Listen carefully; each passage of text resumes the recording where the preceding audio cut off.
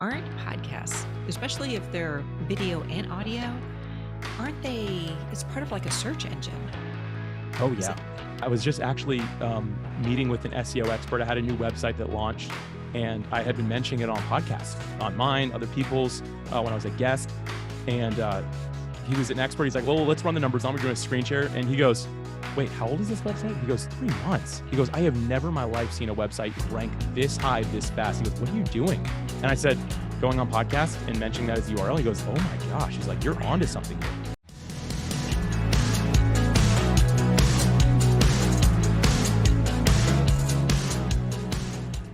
Well, welcome to the Professional Rule Breaker podcast. I'm your host, Kathy Walterhouse.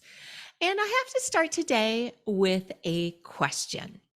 Have you ever thought about having a podcast and have no idea where to start or even how to do it?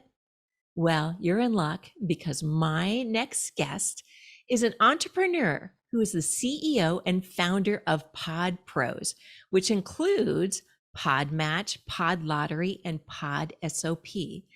It's a software company focused specifically on the podcasting industry.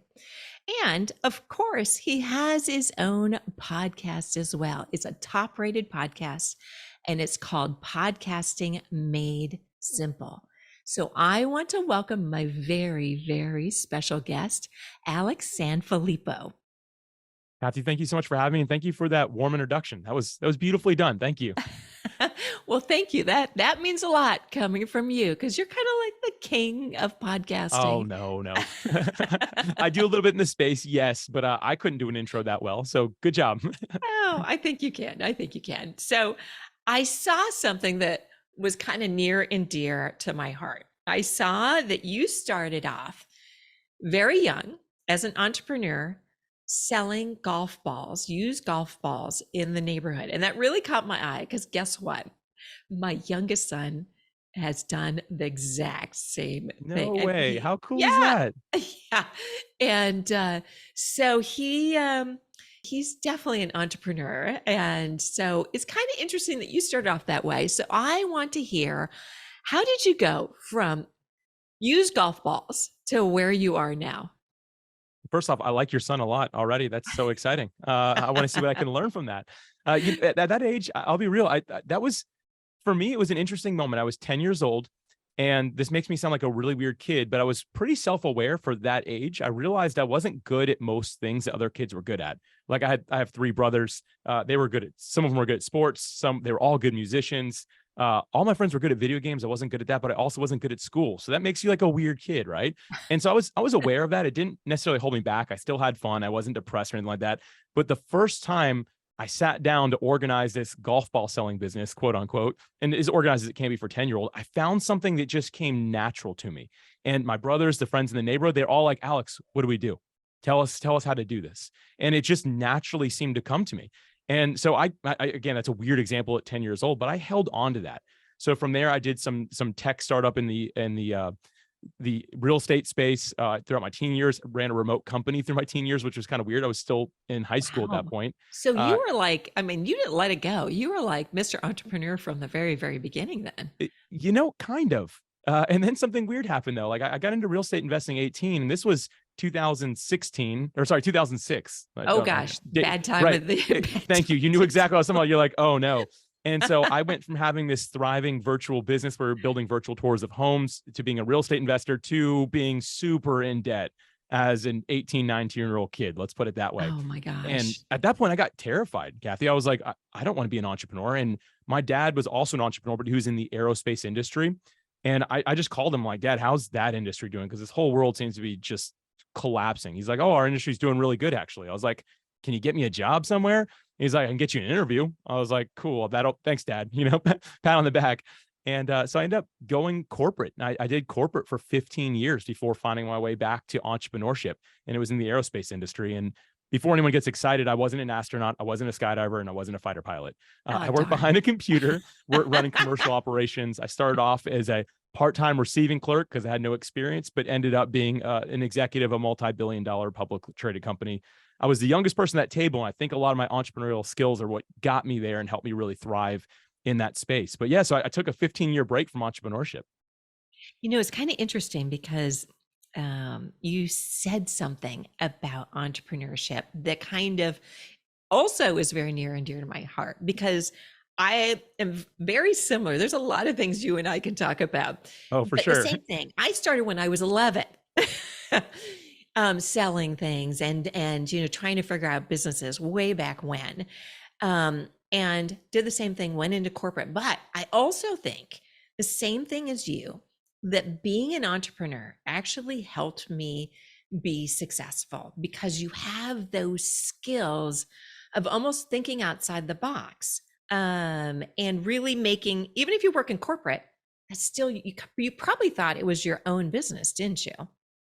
Yeah, there's a term for this now, Kathy. People call it an intrapreneur. I'm not sure how I Mm. feel about it, but basically you're Yeah. an entrepreneur that works in an organization. So I don't know if it's like in the dictionary at this point, but it's working its way there. But yeah, absolutely. I always maintained a mindset of ownership in everything I did. Sure, I was working for somebody, for an organization, but I never let my mindset shift to being like, it's not my company, right? Like you would never hear me be like, oh, I just work here. Like those were things that never came out of my mouth.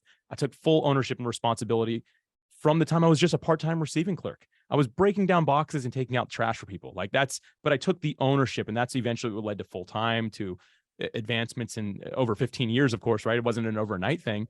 But yeah, I think that being an entrepreneur can work very well for you in an organization as well. Yeah, absolutely. So you went from aerospace. So how'd you end up in podcasting? What was that transition like? It's a good question, Kathy. Well, so at year 13 of that company, it started off not being a publicly traded multi-billion-dollar company. When I was there, it just grew over time, eventually going public, doing all that. And I worked my way up to that C-suite level.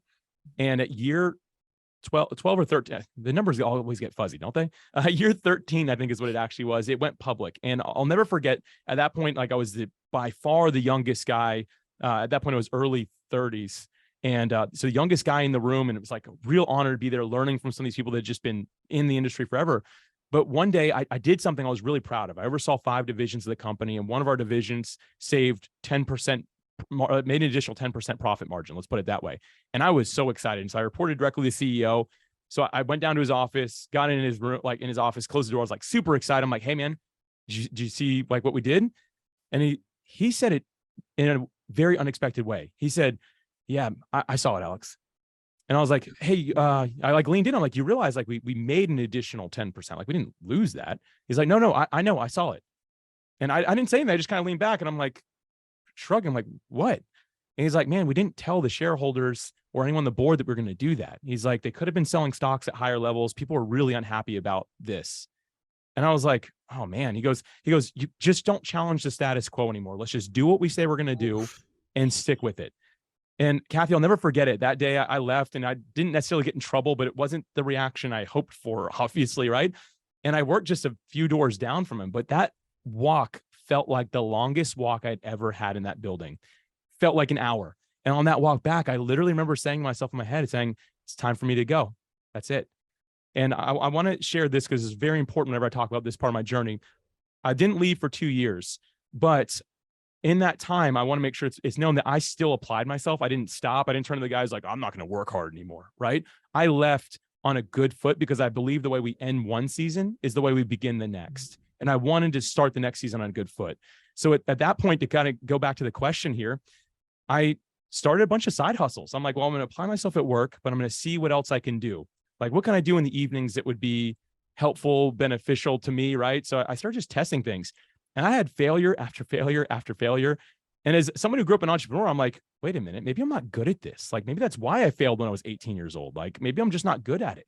And so after a while, I don't know if this was smart, Kathy, or what I did here, but I decided to start a podcast to talk to people who had successfully left a 9-to-5 job to become a full-time entrepreneur, to explore how they did that, how they made that happen. And so that was going to be coaching for me, right? Free coaching. Right. Talk about breaking a rule right there, right? I'm like, I'm not paying for it. I'll just share it with everybody.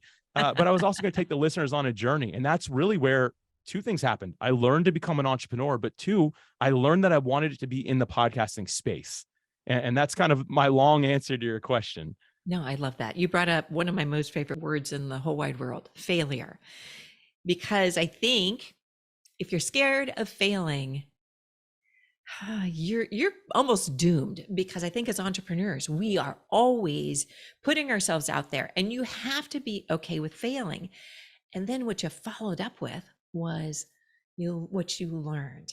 And that's the most important part of failing. Because I always think the biggest success, if I can spit that word out, success comes from failure. It's what you learn and how do you apply yourself. So I love that. Like, I really, really love that. So you started your podcast. Then what? Well, two things happened. Like I was saying, I learned to be an entrepreneur and I learned I wanted to be in podcasting. And if I guess I can summarize entrepreneurship, I mean, no disrespect to the 150 people I interviewed during that time that really shared how this works, but I learned that you find an area of passion, you get into the community of that area of passion, you find a simple problem that they're all struggling with, and then you offer the simplest solution you possibly can. So if I can way dumb down entrepreneurship, like that's what it is. It starts with passion. You get into the community, you find the problem, you offer the solution. And by doing that, you can step into that. And again, coming from aerospace, no offense, it wasn't the company I was in, it was the industry at large. It was highly, highly competitive. Even my company, full of great people, all loved each other. The salesperson next to you would throw you off a roof if it meant them getting the sale versus you, right? Like, and Yeah, I that's mean, no the dirty disrespect, part of corporate. Yeah. right? And I love those people, so I'm not like complaining about anybody specific. That's just the kind of the vibe that you get in that entire industry. And podcasting, right when I launched, people were like reaching out who had entrepreneurship shows just like mine, saying, "Hey, can you come on my show so you can talk about it so we can get you some more listeners? Hey, can I help you with this? Hey, I've got an old mic. Would you like to have that? Because it's better than the one you're using." And I was like, what in the world? Do these people just want to help me out? Like, what is this? And so the abundance mindset attracted me to it. So I applied those 4 steps I learned in entrepreneurship in podcasting to bring myself into, I guess, becoming an entrepreneur in the world of podcasting. Wow. That's quite the transition, needless to say. Yes. So let me ask you this question. Why should entrepreneurs, and even, small companies, high growth companies, why should they all have a podcast? Yeah. I mean, listen, we live in a world of constant noise. It's just so loud. If you go on any social media platform, one, they're talking about another social media platform that's a new one that you have to be on, right? There's always something new. It's always evolving. It's like Always, just always. so much noise. If you look at the amount of content that's being posted on a daily basis compared to even just a year ago, it's unbelievably more, right? So it's like all this noise. And the truth is, though, I'm finding this noise doesn't really develop the most important thing for an entrepreneur or a business, which is know, like, and trust. But a podcast seems to develop that at an exponential rate in comparison to anything else. You can post till you're blue in the face on every social media platform, and that's important. It has its place, but it doesn't have the power that this does. Because Kathy, someone listening to us today, if they already like you, they know that they probably like me because you trust me enough to bring me on the show. So Absolutely. that's already a win for me, right? But It's almost for like a both, referral. it really is. Yeah. Mhm. But the other thing is, if you're listening to someone for 20, 30, 40 minutes, you can tell, do I seem to know this person? Do I feel like I like this person? Do I think I can trust them? You can figure that out a lot more than just reading or watching a 30-second clip from me or reading something that I've posted, right? So to me, anybody who's an entrepreneur or a business owner, if you want to develop that know, like, and trust at an exponential rate with the people that you're attempting to serve and reach, there's nothing more powerful than a podcast. Yeah, and I'm a firm believer that this is really the future of where we're seeing that type of a relationship building for a business or an entrepreneur. This is where it's going. Absolutely. Absolutely. I could tell how passionate you are about it too, which A little bit. is really important too for if you want to be successful in a podcast. You have to be really passionate about it. You can't have a podcast over something you're just kind of like, oh, do I have to talk about it? Right? That's a good point. And truth be told, if you're an entrepreneur hearing this or have a small business, you're like, oh, I hate this already, but we have to do it. Do not do it. I mean, maybe it's better just to be a guest on podcasts. If you're like, I really don't want it. Now, there's a lot of authority that comes with having your own show, so I won't downplay that. But if you're like, this sounds awful, at the very least, maybe try being a guest on a few and see how you feel about it. Yeah. Yeah, absolutely. Um, so let's say somebody wants to start a podcast. In the beginning, what have you seen to be like the biggest downfalls? First off, is the misconception of what you're going to gain from it. is what leads to 55% of people quitting. Most people don't make it past one episode, which is very interesting. But it's because we look at some of these big names, these big companies are doing podcasts, and there's millions of people listening. We're like, that'll be me in a week, right? That's for some reason that what we're sold. And I'm just telling you now, that's not the reality, nor should you really be interested in that, because I'm guessing there's not millions of people who could be your customer or the person that you serve, right? So maybe you shouldn't even want that. But the biggest thing is people assume I'm going to get rich, famous, or I'm just going to love doing this. And those are big misconceptions, because it is work like anything else. I won't downplay it. Podcasting is a labor of love, Kathy. You know that. Professional rule breaker. Like, you know, there's some work that goes into it that your listeners will Just never a know. little bit, right? So people have this misconception on how easy it's going to be and how it's just going to take off and grow. And that's really, there might be a handful of outliers that's happened for, but in general, we don't see that being the case. It's like anything else. It takes the hard work. If I could tie a quote to it, I'll go with Jerry Rice, where he said, today I'll do what others won't, so tomorrow I can have what others can't. Right. And I think in podcasting, that's so true, because I was congratulating you before we started now it's been long past at this point, but you passed 50 episodes, which only 12% of podcasters make it past that. And people are like, what? That's crazy. And then they start one and they make it to 4 episodes, right? And they're like, oh, it's just too much. So I think the biggest thing, first and foremost, is just the misconception of the amount of work that's going to be involved in it. Okay. How important is defining your niche in a podcast? Because I think sometimes, like, I've talked to some people, because I get questions too, like, how do you do this? And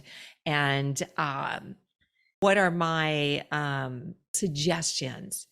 Because I find people want to do something that's really, really broad because they feel their market is huge. So what do you say to something like that?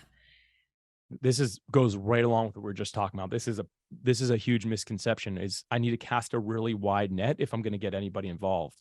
But the problem is the fish are so small. When you cast a giant net, there's so much space between it, right? They're just floating right through. You're not going to catch anybody. And I get I think maybe it's a noteworthy gesture to say, I'm going to serve everybody. Like, my message is for everybody. But the way I always like to say it is, nothing is for everybody, because nobody is everybody. Right. So you can't just say, I'm going to serve everybody. No, like, as a matter of fact, that's a little bit of a cop out. And I'd say that with no disrespect to anyone who's thinking that way or has a show that's that way. But the truth is, if you don't stand for something, but you don't stand for anything, right? It's kind of the same thing I just said. So we have to really decide, you know what? I'm going to go all in with my niche, the people that I know I can actually serve. And that is terrifying. If you think about it, that takes courage. And courage means being afraid than doing what you have to do anyway. So it takes courage to say, this is my focus. This is who I serve. I am putting myself on the line. But I have found that return is tenfold. When you say, I'm going to be the person who just lays it all out there.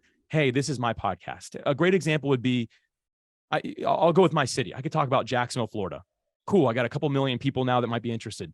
I can talk about I'm not going to talk about podcasting. That's all I do. I'm going to talk about surfing, right? Because we have the beach right here. So I'm going to talk about surfing for hobbyists that also are entrepreneurs that don't have a lot of time, who want to get better at it without getting hurt, right? Wow. And I can make a podcast around, like, how to become a better surfer when you're already too busy to surf.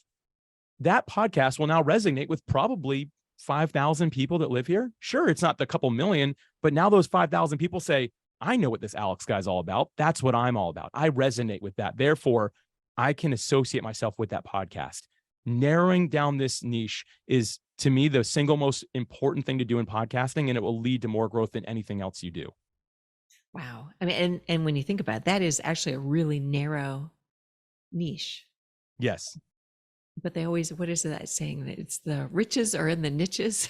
Yeah. You know, it's funny. We say niche, but then we say niche when we have to say that quote. I still don't know how to say it properly, but yeah, riches are in the niches. I always think about that. It is so true. I tell people, like, you can go too narrow, but there's a lot of examples you can use just to make sure that you are actually doing this. Like, can somebody actually resonate with it? And I always say, name your show what it is. Kathy, I gave you kudos on your show's name because I told my wife I was going to be on it. She goes, oh, what's it called? I said, The Professional Rule Breaker. And she instantly said, oh, well, that podcast is basically made for you, right? Because she knows me and she knows that resonates with me. But if your show was called The Kathy 2.0 Show, my wife would be like, cool, have fun.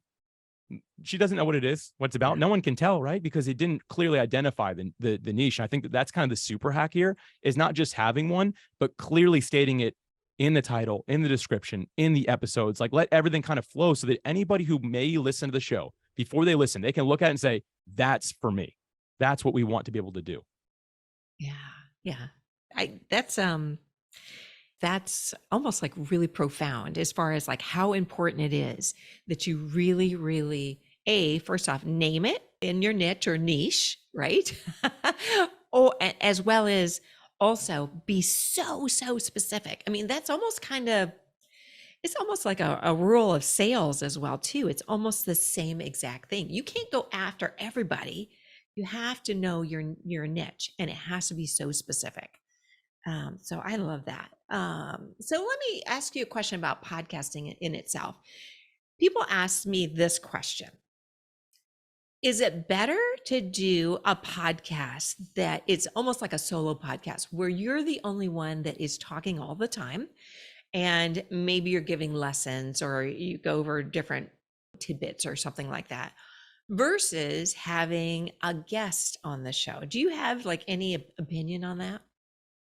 So yeah, I do. And there's probably no perfect answer here because everyone's a little bit different. There's some people that are authors and they have like a bunch of books. And so they can go forever on these solo episodes. And I think the better solo episodes are the shorter ones. There's a lot of data that shows if it's over 15 minutes and it's solo, unless you're just super engaging, which Kathy, actually, given your background in acting and stuff, you could probably keep people engaged. I'll tell you this right now, people don't like to hear Alex for more than 15 minutes. Now All the that's not data true. shows, oh no, I've looked at the data. It shows it's a hard drop after that. So, which is fine. I talk fast, I talk loud. It's a lot of energy. People are like, I can't handle any more of this, right? And so that's okay. But the data does show on average about 15 minutes is as long as you can go. But I'm finding the people that do really well with solo episodes are 3 to 5 minutes. They're just grinding out one little thing. Wow, And that that's goes really short. well. Yeah, it's short and it has to be specific. You can't be like, I'm going to cover 20 things in this 5-minute segment. No, it's one thing. It's why you should have a podcast in 2023. Strictly the high level why, and we'll get into more on future episodes, right? Like that's what's really valuable. And so there's a lot of data that shows that. But at the same time, I personally love conversation. I think we live in a world that's changed in the last years, right? Quite a bit. And people are craving relationship. They're craving feeling like they can be part of a conversation. To me, if I'm going for a walk, I really don't want to listen to a solo episode. No offense, like it can be great, but I love hearing a conversation and feeling like I'm there. When it's two humans just talking, it's imperfect. They're having a conversation back and forth. That's a beautiful thing. And for whatever reason, I learn so much more from that than I do the solo episodes. Granted, if it's something like super tactful and I just need to learn this, sure, a 5-minute episode would be great. But I really love the interview style. And as a matter of fact, a lot of the data will show that that's the more popular of the different formats you have is actually going interview based. And for the sake of keeping things evergreen, I won't get into data because it's all over the place since the world has changed so much in the last few years and will continue to do so. But there's a big thing to be said for people that are doing interviews and doing them well specifically. Okay. Okay. Well, what about podcasting for branding? Like strengthening your brand and potentially even just like help monetize your brand. What do you think about that? I mean, how hard is that to do? I actually think if you already have an existing brand with a product or service, it's actually not difficult as long as you're doing a good job as a podcaster, right? You actually have to show up and give it some effort. I'll give you an example of this. In recent years, I decided I wanted to get involved in SMS marketing, which is just text message marketing, right? You can opt in and stuff like that. I wanted to give that a shot. Knew nothing about it. I just saw it for the first time. Someone was speaking on stage and like everyone texts this to this number. And I was like, that's cool. I want to do that. Mm. Right. So I went home and I found through just a search engine, I found a couple companies that do it. My very next step, Kathy, was to go to the podcast app and type in SMS marketing. I just wanted to see who's talking about it. And I found one of the 3 companies that I determined that they looked like good companies that could actually do it, that had a good reputation. One of the 3 companies had a podcast where they were interviewing people about how they use it, about how they've grown their business through it. And I learned so much from it. Like I went from knowing nothing to being like, I could probably lead a workshop on how to do it, SMS marketing. And I've never even done it. Right. Like I've just learned so much from this podcast. And so guess what happened? I decided to invest. That's the company I went with. And then out of curiosity, I went back to see, okay, how did their pricing compare with the other 2? They were by far the most expensive.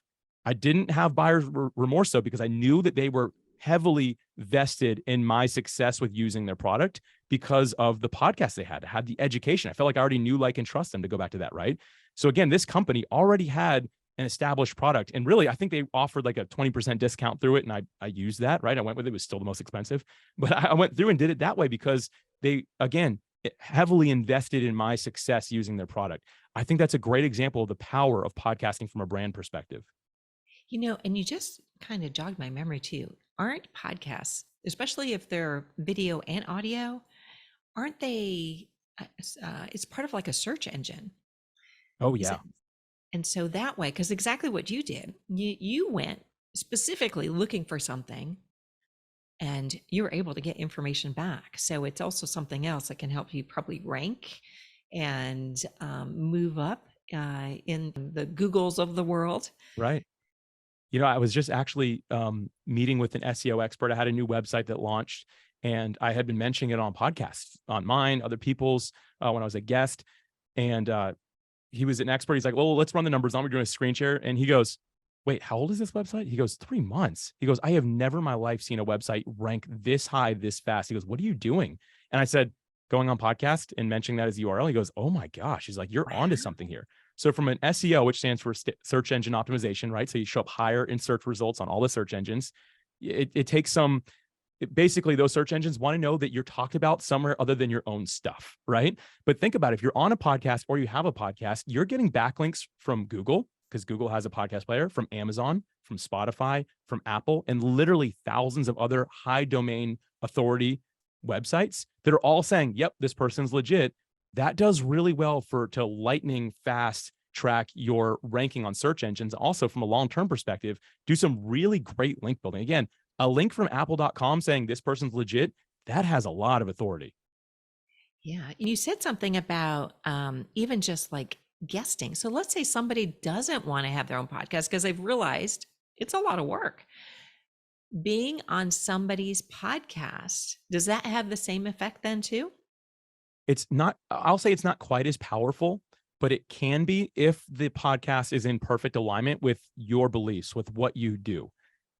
Does that make sense, Kathy? No, it totally does. Totally Okay. does. Because sometimes people will ask me to be on their podcast and it's about Disney or something like that. Right. Yeah. Well, I don't. I've been there, right? I've been there. I've been there. I used to live in Orlando. I love the area, but I'm like, I don't think so.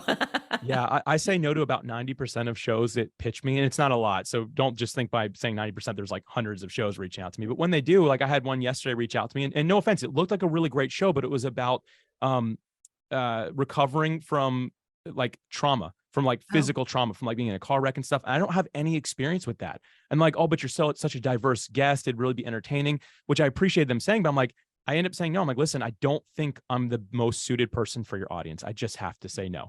And they respected it. It was fine. But like most of the podcasts I go on are about podcasting because it's what I talk about, right? Or they're entrepreneurship based or something along those lines, right? That's where I spend most of my time because again, just like anything, it's got to have the niche. It's got to be focused. So I think guesting can be powerful, to go back to your question, but you've got to not spread yourself super thin and just go on all the shows. It'd be better to get on one a month that's the right show than 12 a month that are all just random shows. One's golf, one's hockey, one's this, right? Like that doesn't make sense. So yeah, keep it really focused like it were your own podcast and it can do really well for you. Okay. That's great advice. So what about, this is another question that I've gotten, monetizing your podcast. Can it be done? And how hard is it to do that? So going back to an earlier point, if you already have an existing product or service, it's not difficult because you just need to promote your product and service. And I've had some people be like, oh, well, Alex, my podcast isn't aligned with what I do professionally. And I always tell people, alignment is so important. If you can align your personal life, your business, and your podcast together, you can do really well. So for me, all my products and services are podcasting related. That's why I talk about podcasting, right? And so I think if you can find that proper alignment and you've already got a product and service, don't do anything beyond that. Because a lot of people are like, okay, cool, but I also want to run ads. I'm like, why would you run ads if you can talk about your own product and service? Because now you're giving people two ways to go. You want to give one direction. And that's where a lot of people get podcasting wrong is they say, oh, well, here's 10 different things that listeners can do. Listeners are driving. They're on a walk, they're cleaning the house. They're not going to remember 10 things. They're going to get to that point in the journey. If we're like walking on a physical path and you get someone, there's a guide and you say, hey, how can I get here? And he goes, this way, this way, this way, this way. Any of those ways will kind of get you there. And then What you're going to do as the person on that journey, you're going to turn around and walk back to where you came from and find a different trail or a different guide who can give you something more precise, right? So I always tell people, don't just try to do all the things. If you have a product or service, let it be that. If you don't, I'll tell you one I don't like, Kathy, and this is going to a rule breaker thing. Every podcasting guru preaches advertise on your podcast. They do. They Advertise on your do. podcast. Yes. And these people will sell from stage. This is the best thing you can do. Here's how much money I made last year. What they fail to tell you is that they've got 10 million people listening every month, and they're not making much money.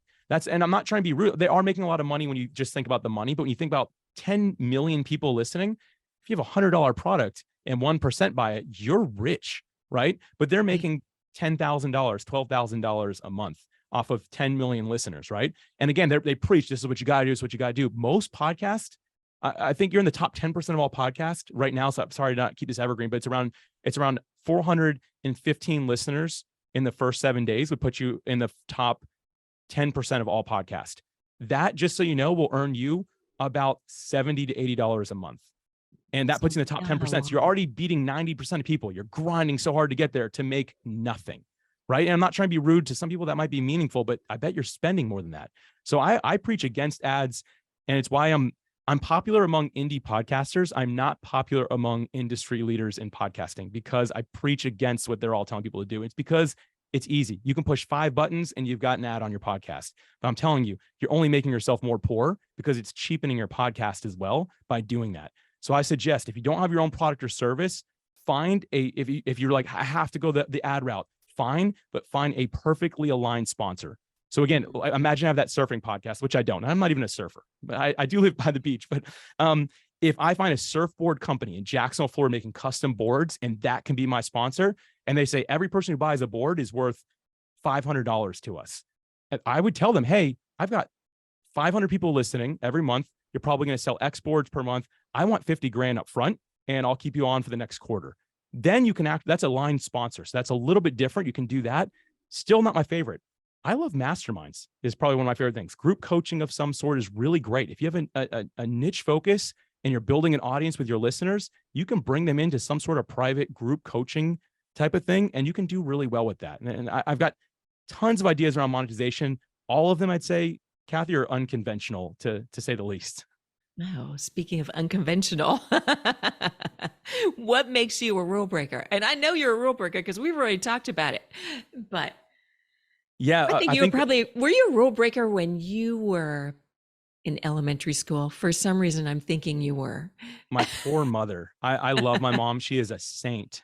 Like, if you look up saint in the dictionary, my mom's there, because I was a why kid, first off. So I questioned everything.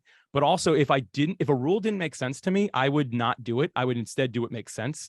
But I wouldn't do it to I wasn't like a rebellious kid.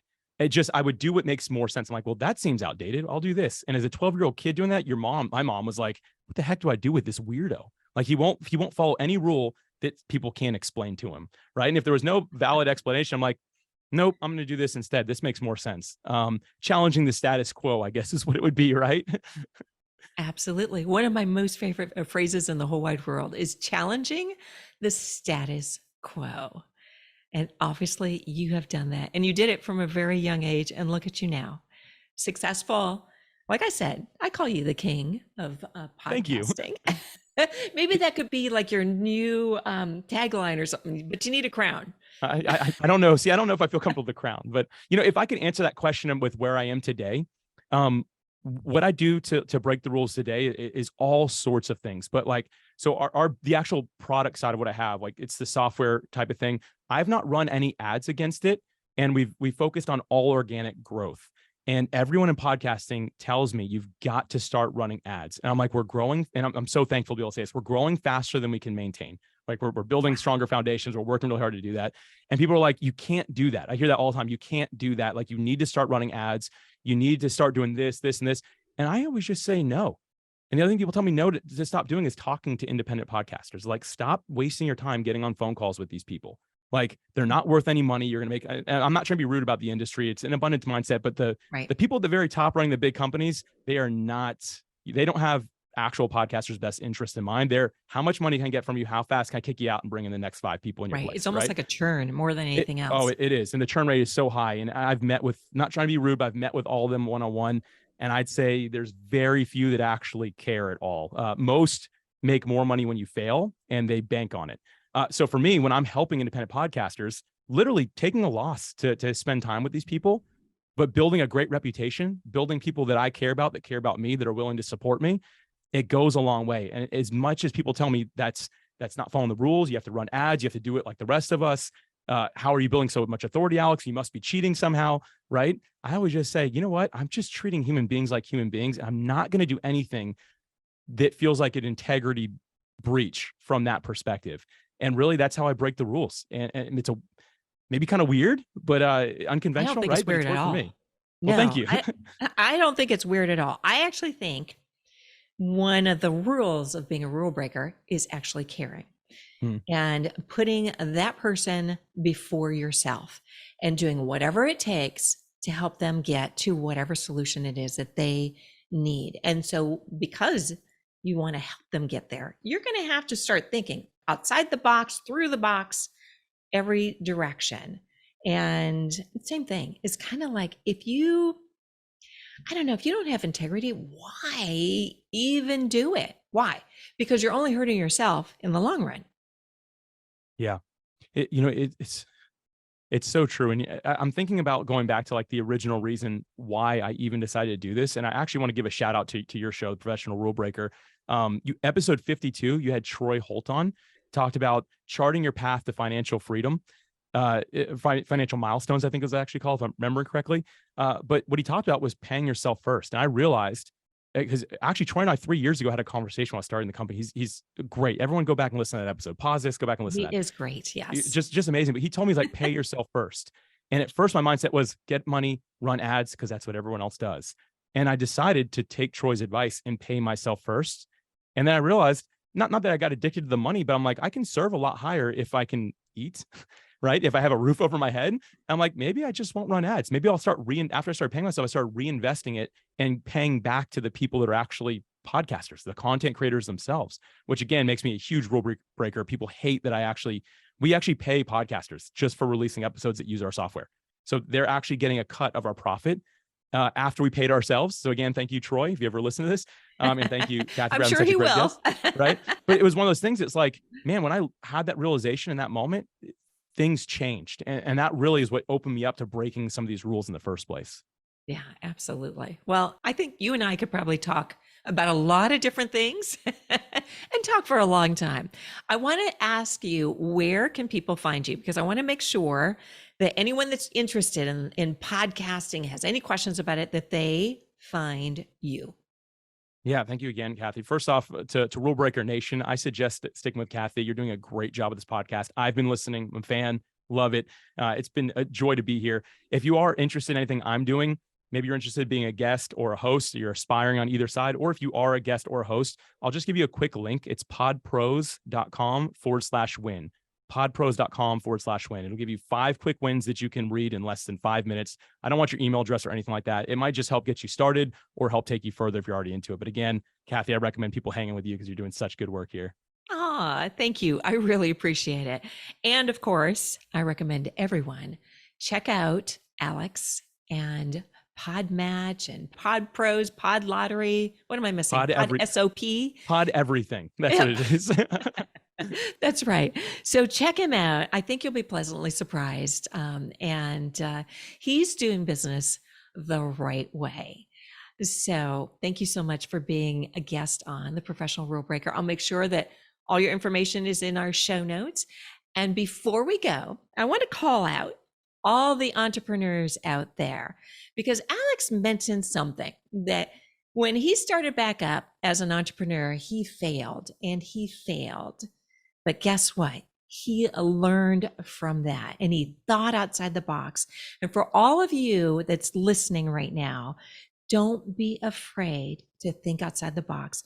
Don't be afraid to fail, because your message, what it is that you have to offer the world, can make such a big difference. It's like throwing a stone into a pond and seeing a ripple effects. And you are special. So don't limit yourself and give what you can to the world, and so that you can make a difference. And obviously, Alex has definitely made a difference in a lot of people's lives. So again, thank you so much, Alex, for being here today. And thank you for everyone that's joining. I love you all, and be sure to catch our next episode.